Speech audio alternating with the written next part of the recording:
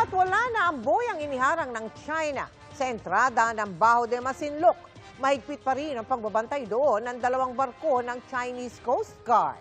Nakatanggap din ng radio challenge mula China ang eroplano ng BFAR. Yan ang tinutukan ni Rafi Tima.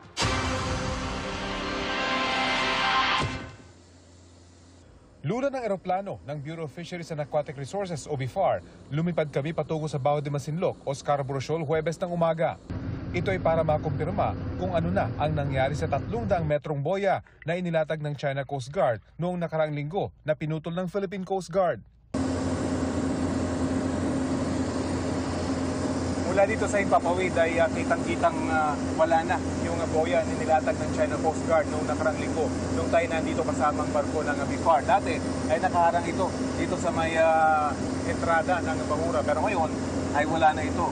Pero kapansin-pansin din ay isa na lamang yung mother boat ng mga mangingisdang Pinoy dito sa Scarborough. Kalaunan nadagdagan ng isa pang mother boat ng mga mangingisdang Pinoy ang nasa labas ng Bahura. Dalawang barko naman ng China Coast Guard ang nakaangkla sa loob mismo ng Scarborough malapit sa entrada. Panay din ang radio challenge nila sa eroplano ng BFAR habang palapit ito sa Bahura. Naka-total sila mga 6 times, sir. Hanggang nandun tayo sa Pero while we're sir, over the shoal na, wala naman na silang challenge sa atin, sir.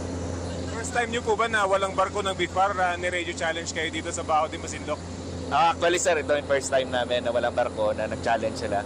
Kasi previously, sa mga conduct namin dito na maritime surveys, wala naman pong mga challenge na ginagawa sila. Ayon sa PCG, mahalagang detalye ang ginawang radio challenge dahil tila gustong palabasin ng China na pati ang himpapawid ng Scarborough ay kanila.